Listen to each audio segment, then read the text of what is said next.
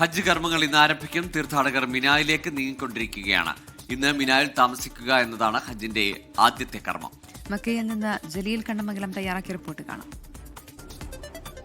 ഹജ്ജ് കർമ്മങ്ങൾ ഇന്ന് ആരംഭിക്കുകയാണ്. തീർത്ഥാടക ലക്ഷങ്ങൾ തമ്പുകളുടെ നഗരമായ മിനായിലേക്ക് നീങ്ങിക്കൊണ്ടിരിക്കുകയാണ്. ഇന്നലെ രാത്രിയാണ് തീർത്ഥാടകർ മക്കയിൽ നിന്നും മീനായിലേക്ക് നീങ്ങി തുടങ്ങിയത്. ഏതാണ്ട് 17-18 ലക്ഷത്തോളം തീർത്ഥാടകരാണ് ഇന്ന് മീനായിൽ തമ്പടിക്കുക. 5 മുതൽ 6 ദിവസം വരെ നീണ്ടു നിൽക്കുന്ന കർമ്മമാണ് ഹജ്ജ്. ഇന്ന് ആരംഭിച്ച് അടുത്ത ശനിയാഴ്ച വരെ ഹജ്ജ് കർമ്മങ്ങൾ നീണ്ടു നിൽക്കും. തീർത്ഥാടകർ ഇന്നലെ രാത്രിയാണ് ഈ അസീസിയെ മക്ക ഭാഗത്തു നിന്നും മീനായിലേക്ക് നീങ്ങി തുടങ്ങിയത്. ഇപ്പോഴും തീർത്ഥാടകരുടെ ഈ പ്രയാണം മീനായിലേക്ക് തുടർന്നുകൊണ്ടിരിക്കുകയാണ്. ഹജ്ജ് സർവീസ് ഏജൻസികൾ ഒരുക്കിയ ബസ്സുകളിലാണ് തീർത്ഥാടകർ മീനായിലേക്ക് പോയിക്കൊണ്ടിരിക്കുന്നത്. എന്നോടൊപ്പം ചില തീർത്ഥാടകർ ചേരുകയാണ്. എവിടെയാണ്? നാട്ടിലെവിടെയാ? ഞങ്ങൾ മാംഗ്ലൂരാണ്.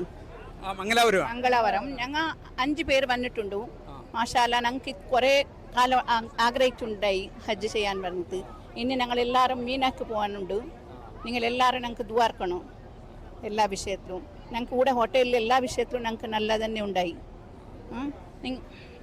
എന്താണ് പ്രതീക്ഷ? എങ്ങനെ ഉണ്ടായിരുന്നു ഇതുവരെയൊക്കെ? നല്ല സന്തോഷമായിട്ടുണ്ട്. എന്തൊരു പ്രോബ്ലം ആയിട്ടില്ല. എല്ലാം നല്ലതായിട്ടുണ്ട്. ഞങ്ങൾക്ക് എന്തൊരു കുഴപ്പമായിട്ടില്ല. എന്ത് പറയുന്നു? ಎಲ್ಲ ಖುಷಿಯೇ നമുക്ക്. എന്തൊരു ಬೇಜಾರು ದುಃಖ എന്തില്ല. എല്ലാ ಖುಷಿലും സന്തോഷത്തിലായി നമുക്ക്. ഇനി നമുക്ക് ಖುಷಿയാവും വെള്ളത്തെ പറ്റി.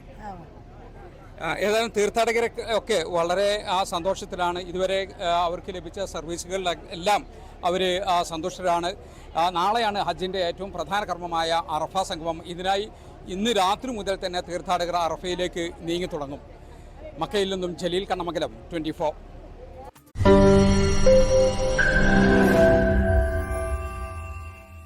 ലോകത്തെവിടെയായാലും ഏത് സമയത്തും 24 വാർത്തകളും ഓഗ്മെന്റഡ് റിയാലിറ്റി പാക്കേജുകളും എക്സ്പ്ലെയിനറുകളും വിശദമായി കാണാൻ ഞങ്ങളുടെ യൂട്യൂബ് ചാനൽ നിങ്ങൾക്ക് സബ്സ്ക്രൈബ് ചെയ്യാം.